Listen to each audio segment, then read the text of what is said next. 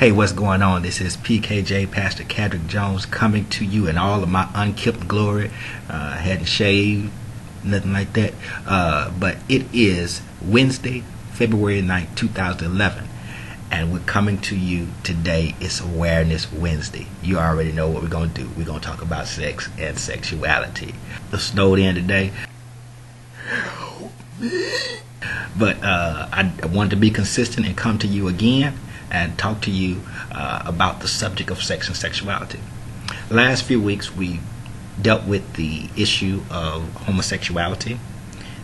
We asked the question whether a person can be born that way, and we presented some pretty stable and credible information as it relates to the fact that a person can be born that way, or as one of my Facebook friends stated, torn that way, scientifically speaking.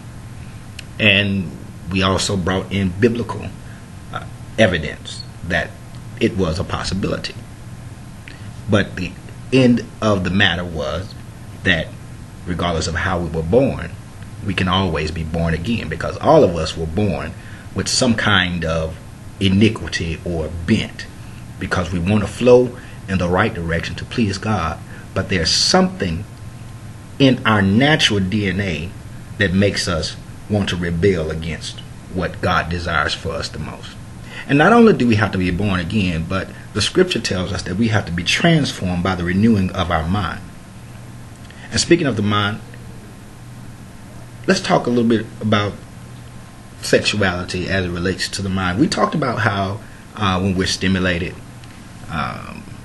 sensually, that these chemicals are released in our bloodstream, and how these chemicals lock in memories of the experience that we had, and if anything reminds us of those experiences, then our mind begins to replay those memories in our head over and over again in several times in a 60-second time frame, which makes us think that the experience lasted longer than what it really did.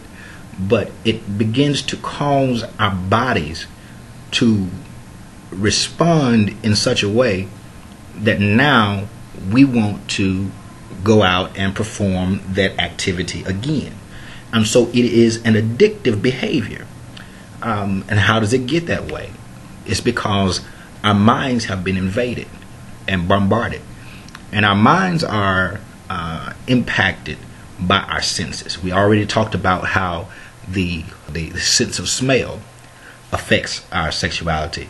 And I don't know if I talked about this or not, but in the book, The Smell Book by Ruth Winter, the Smell Book, Sense, Sex, and Society, how she talked about that there could be, gave the illustration about how there can be a male in a nightclub, in a dark nightclub, and all of a sudden he gets an erection, and he releases the pheromones from his body, the hormones, and the female receives the hormones or the pheromones on a whole opposite end of the club.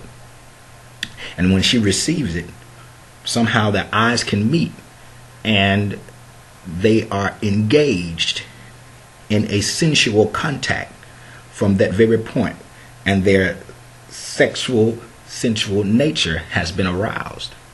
And some of us know that we got some oopses because of some pheromones. Pow! Some of us are locked in the house with some pheromones right now because we snowed in. Pow! Pow! But then there is the sense of sight, and the sense of sight is a very, very critical component in our sexual development, our sexual preferences, our sexual behavior. Because what we see with our sight determines how we think or how we interact with other people. There was a study done in Parma, Italy. They had a monkey, and they gave the monkey a peanut. When they gave the monkey the peanut, they put the peanut down in front of the monkey. And they had these nodes attached to the monkey's brain. And they realized that every time the monkey reached for the peanut and grabbed the peanut, it would send certain signals off in certain parts of his brain. And so then they took the monkey, they set him up in front of the same place where they set the peanut before. But they had it to where he could not grab it. But then they put the peanut in front of him and caused a human to reach his hand down and grab the peanut while the monkey was looking. And they noticed that the same signals and the same parts of the brain that reacted when the monkey grabbed it himself were responding when the monkey saw the human grab it. They concluded that we have in our brain what's called mirror neurons that causes us to experience physiologically, emotionally, and neurologically the same thing in our lives and in our bodies when we see something as if we were already doing it. So it gives a whole new meaning to monkey see, monkey do. So the mirror neurons in our brain causes us to experience something as we're seeing it. And that is part of the reason why many people get addicted to pornography. I think I told you all the story about how when I was 7 years old, my first encounter with the idea of sex, of sexuality, came as I was walking through a backyard, and I stumbled up on some balled up pornographic material. I happened to pick it up, and that one experience sent me into an emotional conundrum. What I didn't realize is why I was so stuck in it. But when I understand the new science of the mirror neurons, it explains why I got stuck and why there are several men and sometimes women trapped in this activity that they want to be free from, but they're too embarrassed to talk about it. Because what happens is their body is responding and releasing the dopamine to the pleasure centers of their brain that makes them say, I have to have more. And so they want to perform it on a consistent basis.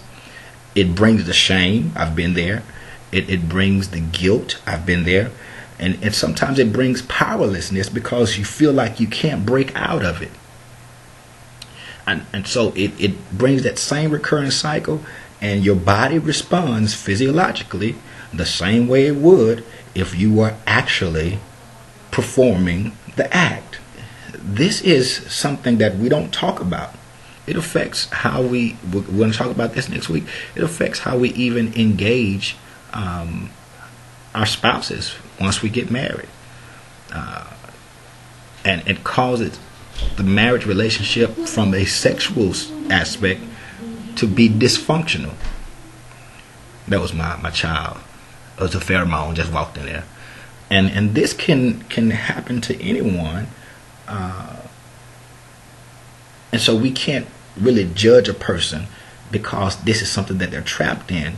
We have to be willing to offer them solutions. So this is what I want you to do for me.